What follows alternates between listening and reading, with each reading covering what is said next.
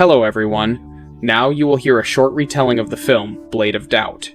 Enjoy watching. Lee Chong-fen is a lonely father who longs for his daughter.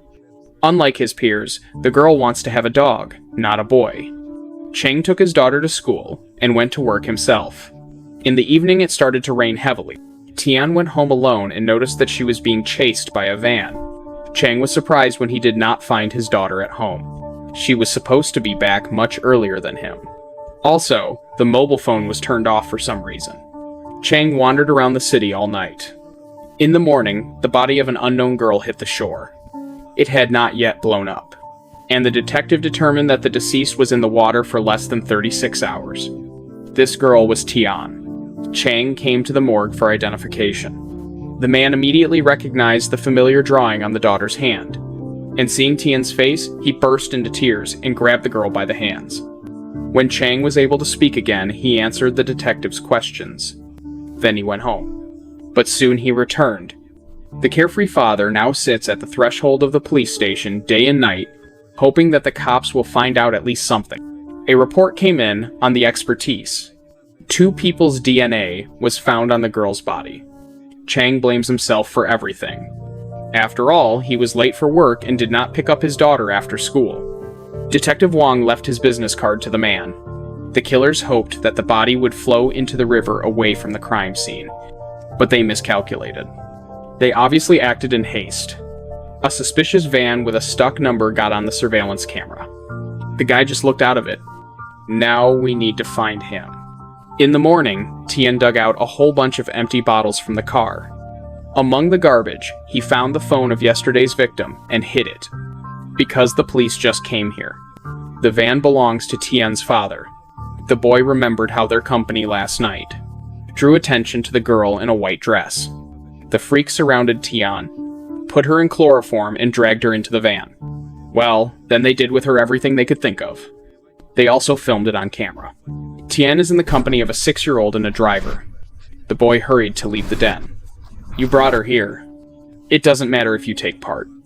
You are also a participant. Criminals do not do this for the first time. The father, killed by grief, remembered how he photographed his daughter for documents. And now this photo will be used for a monument. And the tragic fate of Tian and the white van was told in the news. Tian's friends kicked him out and threatened him to keep his mouth shut. And in the lit van, he supposedly drove all night by himself. We weren't there. Got it? Yes.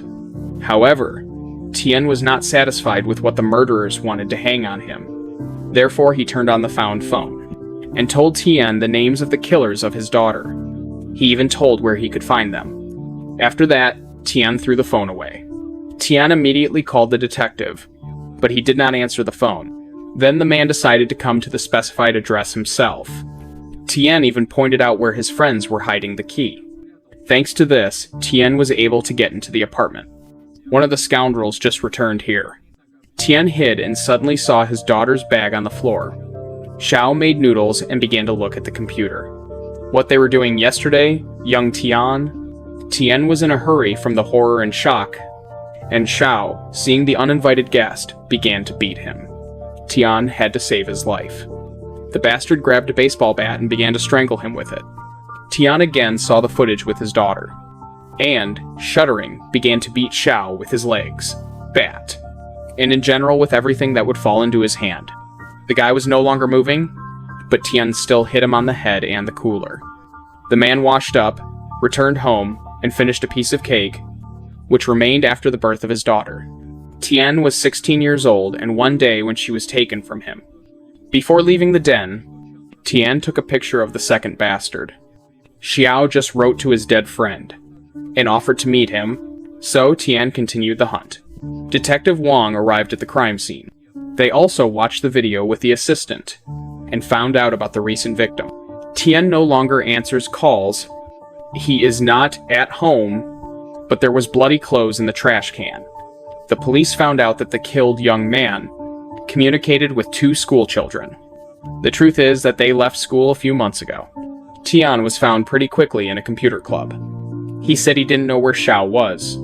The detective noticed the bruises and convinced the boy that if they caught the criminal, he would no longer be able to beat him. Then Tian said that Xiao most likely went to one bandit. Chang arrived in the same city. He rented a cheap apartment in a quiet area and hid there.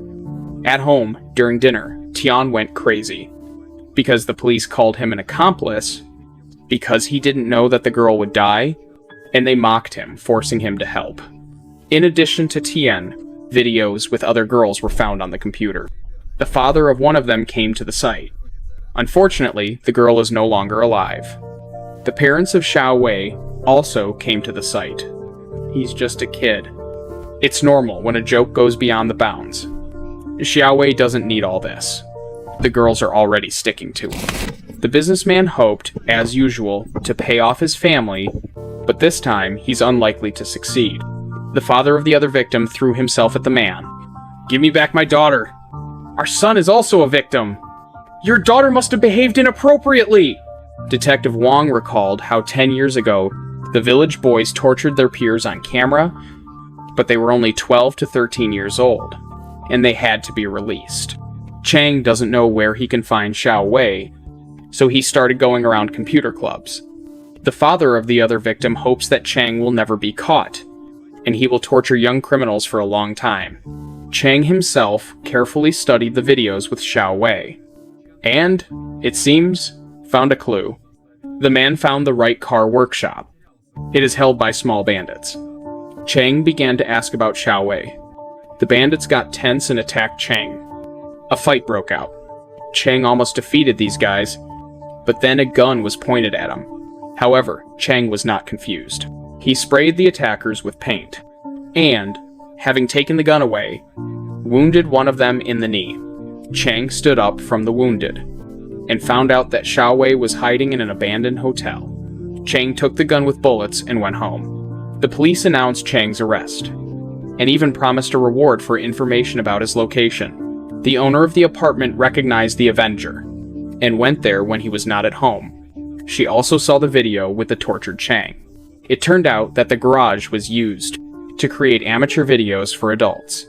Xiao Wei is just one of the suppliers of such videos. The woman did not call the police, and did not even hand over Chang when a police officer entered the yard. Moreover, the woman brought him clean clothes, but at the same time asked Chang to stop.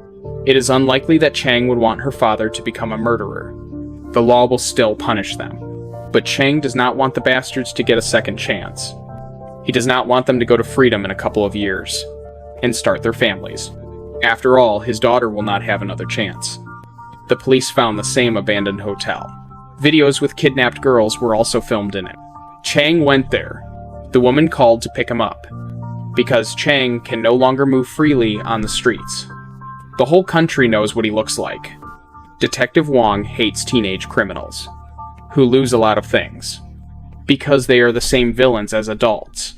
Because of the crawl, the woman had to stop, and while she was figuring out how to get around, the Avenger was already hiding. The police began to search the abandoned hotel. A girl was hiding in one of the rooms. The poor thing was also used for filming prohibited videos. "He made me!" He said he would post the video on the internet. "Don't tell my parents!" "Don't tell them." The cops were hiding.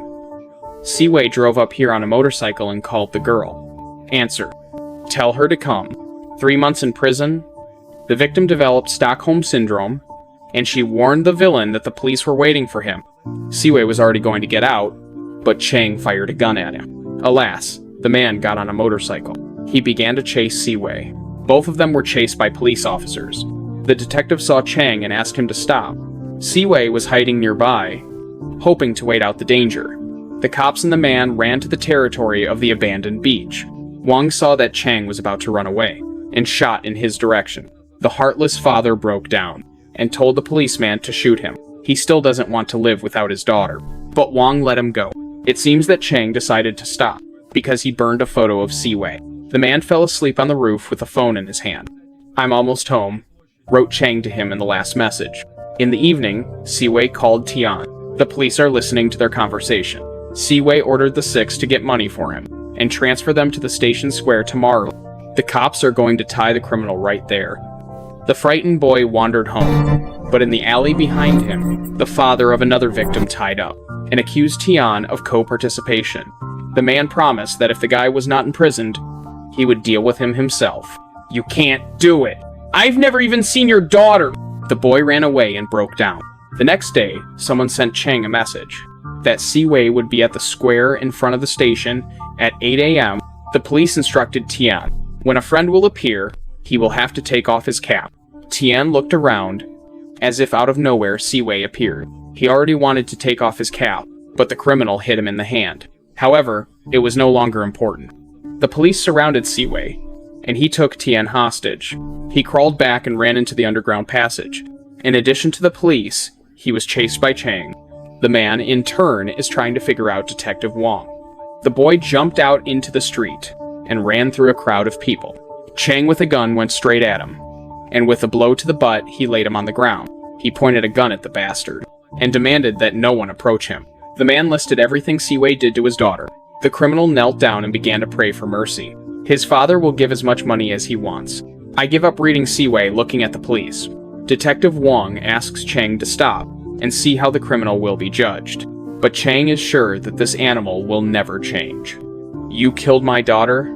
Chang repeated again and shot. Then there were gunshots. The police shot Chang, and Siwei, he only took off part of his face. Before his death, the man remembered his daughter. Tian's keychain was in his hand. 6 months later, Detective Wong visited Chang's grave. Today, according to the case, Siwei will be given a verdict. "It's easy to have children," said Detective Wong, "but it's hard to raise. New Siwei can appear at any time." Siwei himself was sentenced to 15 years in prison. For cooperating with the police, Tian did not get a term and returned to school. It turned out that this is the father of another girl, then revealed the location of Siwei. For this, he had to sit for 6 months. We see that on that day, everything could have turned out differently. If Chang had not stayed at work, he would have given his daughter to the puppy, and they went home together.